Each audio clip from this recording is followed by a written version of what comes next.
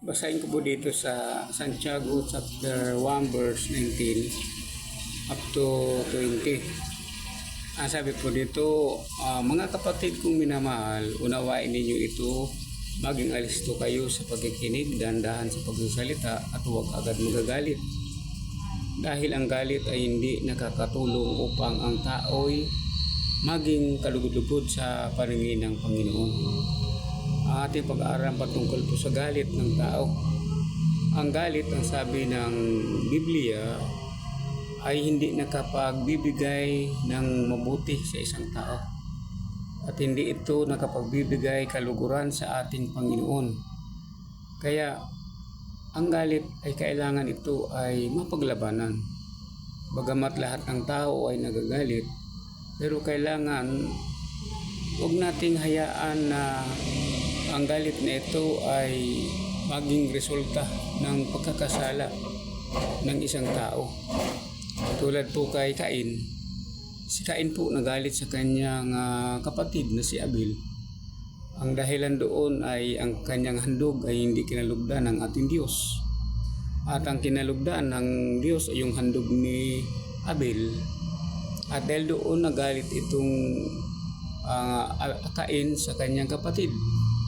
At dahil sa kanyang galit ay hindi nalis sa kanyang isip, sa kanyang puso, ay nagkaroon siya ng isip na patayin ang kanyang kapatid. Kaya ang galit po kapag hindi ito inalis sa ating isip at hindi natin ito inalis sa ating puso, ahantong po ito sa pagpatay. Ahantong po ito sa paggawa ng masama laban sa ating kapatid.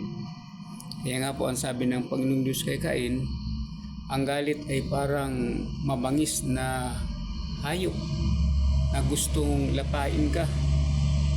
At ang sabi ng Panginoong Diyos kay Cain, kailangan paglabanan mo ang iyong galit na ito, labanan mo yan.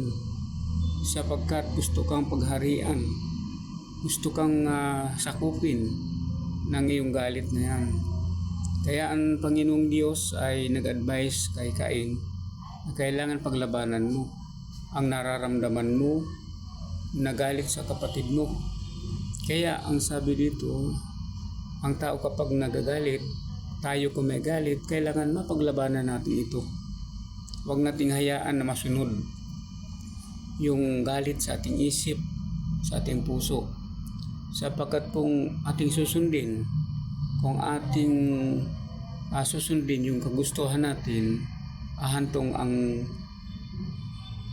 gawa sa pagpatay. Kaya po hindi na paglabanan ni Cain hanggang sa niyaya niya ang kanyang kapatid na si Abel at ang plano niya ay patayin ang kanyang kapatid.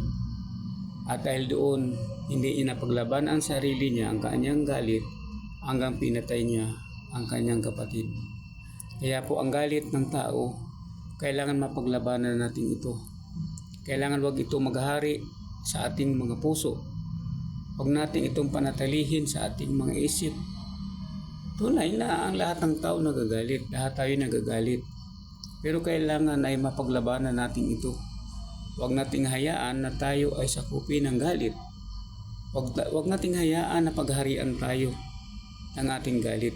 Kaya ano po ang sabi ng Efeso? Chapter 4, verse 26 hanggang 27.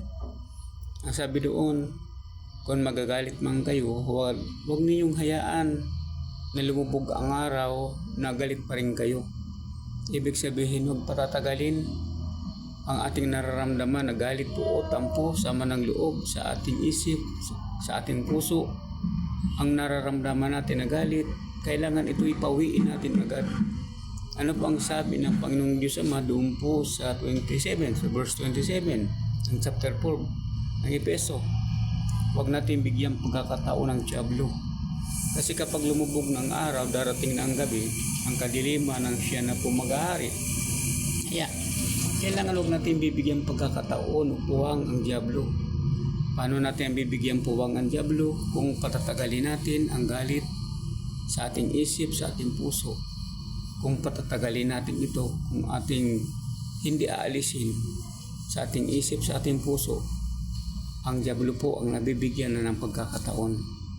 At ang Diablong ito, pag mayroong pagkakataon, ay ipapasubo tayo ng kaaway si Satanas hanggang dumating na tayo ay makagawa ng isang masamang gawa para sa ating kapatid, para sa ating kapwa. Kaya ang turo ng Panginoong Diyos, kung makadama ka ng galit, makadama ka ng tampuhin na nakit, pawiin mo agad, alisin mo agad. Alisin mo yun at maghari sa ating puso ang pag-ibig ng Diyos. Maghari sa ating puso ang pagmamahal ng Diyos. Kaya sabi nga, ang pagmamahal ay galing sa Diyos. Ang pagmamahal sa kapatid, pagmamahal sa kapwa ay galing sa Diyos po yan. Pero ang galit, ang puot at tampo, ang sama ng loob, galing sa dyablo. Hindi sa Diyos po yan. Kaya tanggapin natin yung galing sa Diyos, yung pag-ibig, yung pagpapatawad, galing sa Diyos po yan. Pero ang hinanakit galit, pagpatay ay hindi ito sa Diyos. Ito po ay sa dyablo, si Satanas po yan. Kaya wag nating paintulutan na maghari sa atin ang dyablo. Wag nating paintulutan na masunod natin ang gusto ng dyablo. Huwag natin pahintulutan, kundi masunod natin ang kalooban ng ating Panginoon.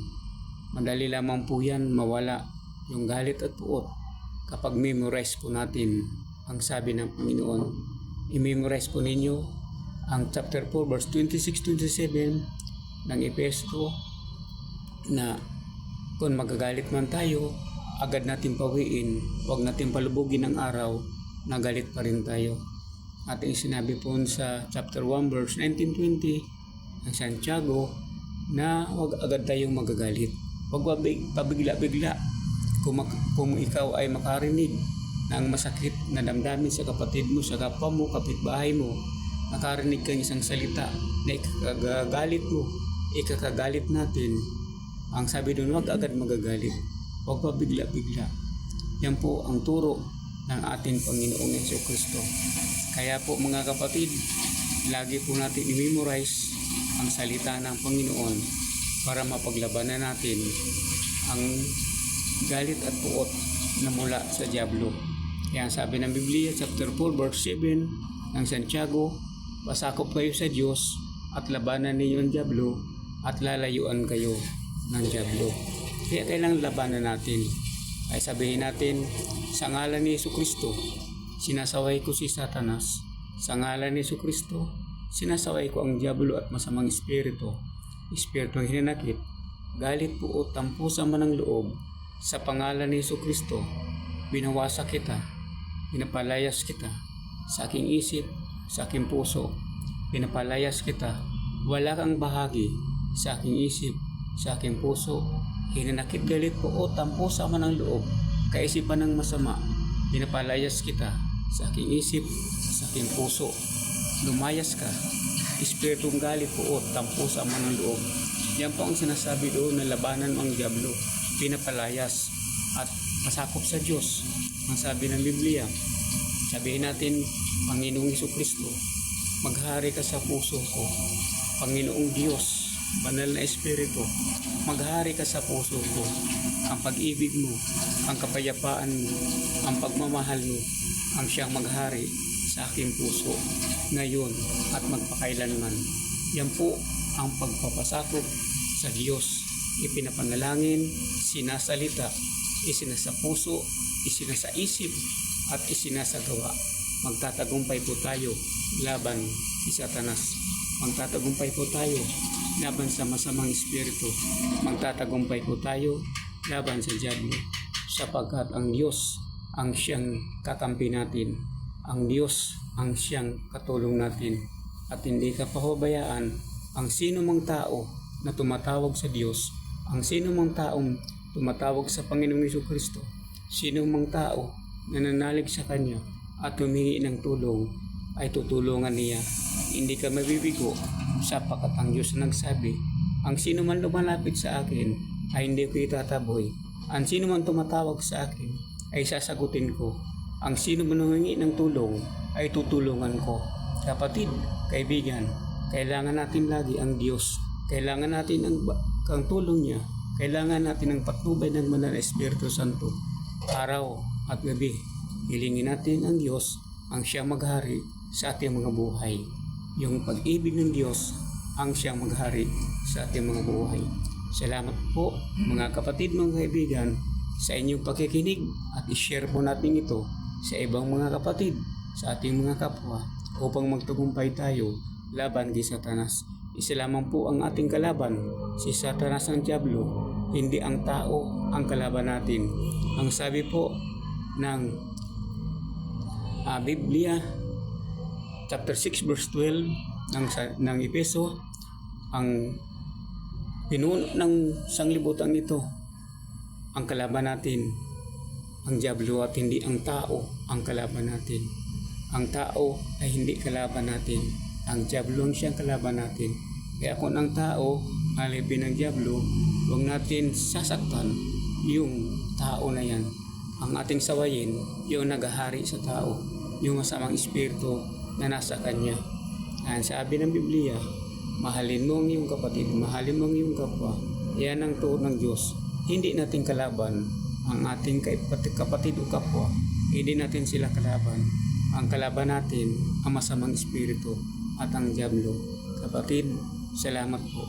Sa ulitin ko, ang ating kalaban ay hindi mga tao, kundi mga masamang espiritu naghahari sa mundong ito. Kapatid, salamat po. Ang galit ay walang maibubungang mabuti sa tao upang masunod natin ang kalooban ng Diyos. Sapagkat ang galit ay hindi mula sa Diyos, kundi mula sa Diablo. Ang pag-ibig, ang pagpapatawad ay mula sa Diyos na siyang dapat maghari sa ating lahat. Salamat po. Pagpalain kayo ng ating mahal na Panginoong Jesucristo. Salamat pong marami. Sa pangalan ni Jesucristo, pagpalain po kayo. Amen.